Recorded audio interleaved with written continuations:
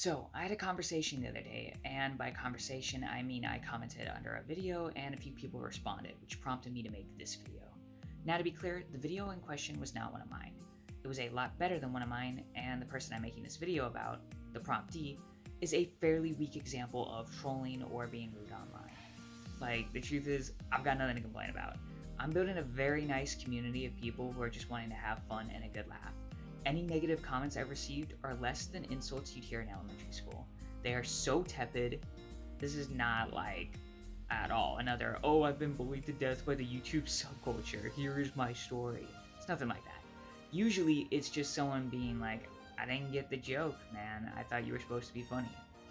The reason I'm making this is because under another video, I had made a comment asking about people's thoughts on a specific movie that is not even released yet.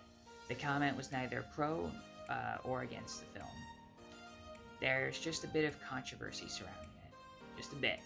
And I was curious if actual people, not internet bots, believed there was actual controversial decisions there, and if so, how could the filmmakers have possibly worked around this while trying to stay true to their vision? The comment I received back was a bit harsh in tone, framing me and my question as if I was an idiot, who was also being incredibly insulting, and I basically needed to shut my mouth. It was worded very confusingly because I'm still not sure if they felt I was trying to bash the film secretly or if I was not bashing it enough. It was odd. So I tried to clear it up, further explain what I meant, and I apologized for any perceived insult or lack of clarity and asked the person's opinions on what they thought of the upcoming film. I also mentioned I am a writer and a filmmaker, and that's why I'm so curious.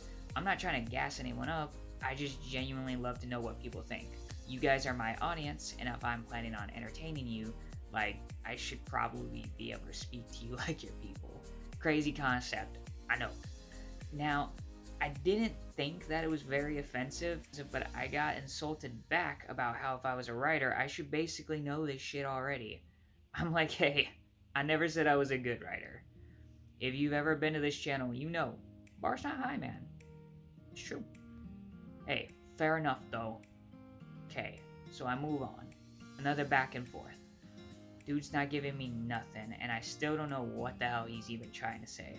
So I thanked him for the conversation and basically said, cool, I gotta get back to work, because I have shit to do. That was that. Like I said, not that bad.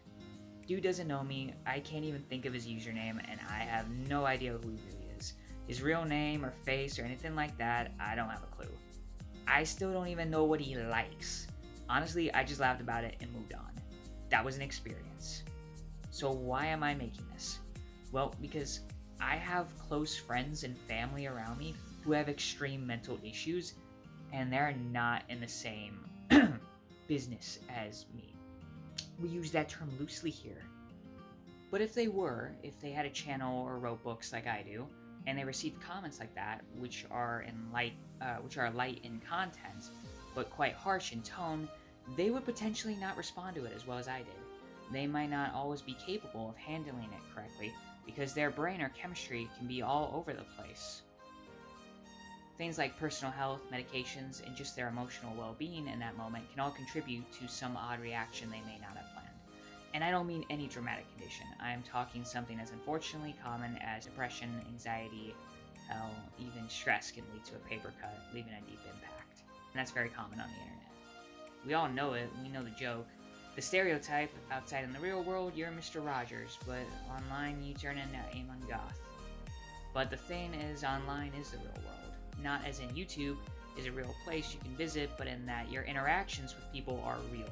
They matter equally to the conversations you have in person in your daily lives. We forgot that and have come to a point where it is accepted that, people on insert grifter site here are just dickheads. But that's very easy to say when you're not the one being attacked or flamed or whatever you want to call it. Especially if you don't have an underlying condition that might create an extra hurdle for you to hop through in even the most basic of social situations. So does that mean we can't criticize anything? Of course not. That would actually be worse. That kind of censoring leads to a restriction on healthy discussion and critical thought. You can't function like that. It's like if you have a friend who's super smart, like a real genius, and you ask them about the last movie they watched. Did they like it? Yes or no? And then you ask them why. What did they like about it? And they can't answer.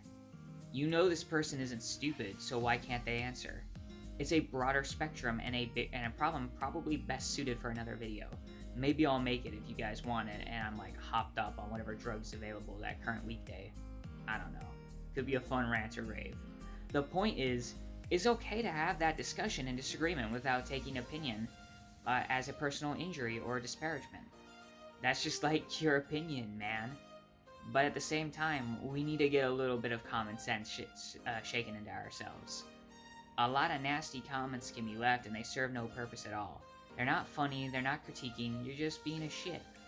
And some people go out of their way to make those kind of comments to aggravate, which has got to be all the makings of any therapist's wet dream. What you're overlooking or simply ignoring is words can hurt like anything else. And you don't know the person on the other side of that monitor.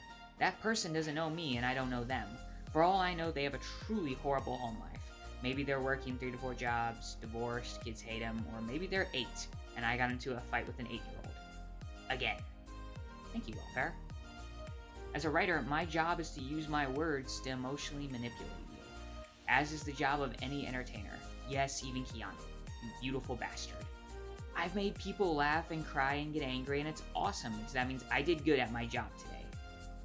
But the tools I am using and in the setting I have chosen to engage this manipulation in, there is an inherent agreement between myself as the creator and you as the audience that I am going to try, in some form, to entertain you, and by listening or clicking on this video, you're giving me the chance to in the fashion I have prepared. Leaving a comment is not that.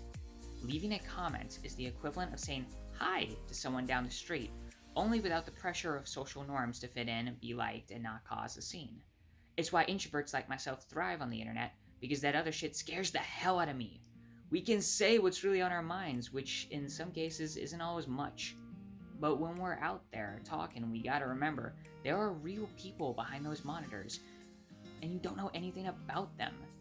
Maybe a single nice comment is the helping hand they needed after getting laid off from their job, bullied after school, or something like losing a parent, God forbid. And if you do not like what you see, instead of trying to rip someone a new one, why not just not? Because like any comment promotes the algorithm for the video. You can dislike, that's fine. Also feeds the algorithm, but that's an option. It's still there. Or you can just let it go, man. Go, oh, I didn't like this. The age of social media has conditioned us to believe all our opinions matter, and they do, but there's a catch. They matter equally to each other, and thus only have value based on that relation. You ever talk to yourself alone? Try winning a fight with yourself next time you're getting that midnight snack and everyone's already asleep. Downright impossible, because he's such an egotistical asshole who never listens to me. And just because your opinion matters does not mean it is objectively right. Just like it does not make someone else's objectively wrong. It's okay to disagree. Just try to show some respect. People can blame kids nowadays, saying, oh, their parents just didn't raise them right, but 10 years ago, that was my generation people were talking about like that. 20 years back, it was your older siblings who are now probably your manager who didn't give you time off to go make this one crappy YouTube video. Thanks, Barry. It's always been like this.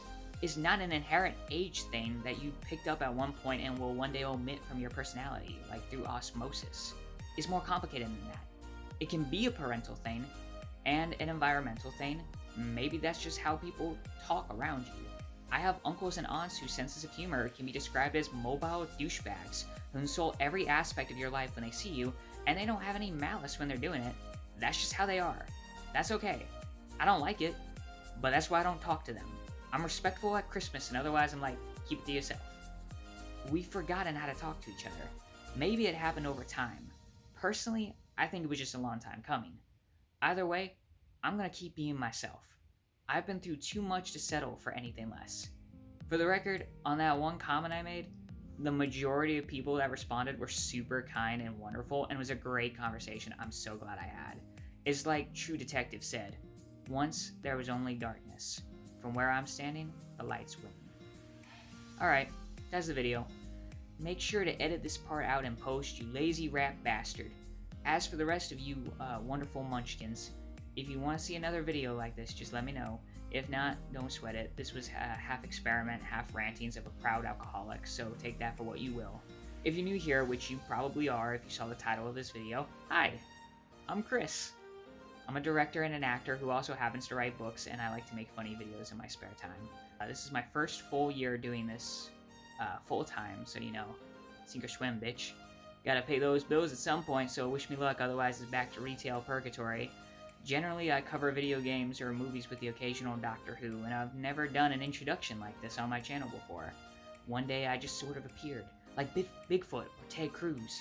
I came from nowhere, and one day I'll go back. Isn't that something wonderful? So if you like what you see, stick around and subscribe to The Paint Job.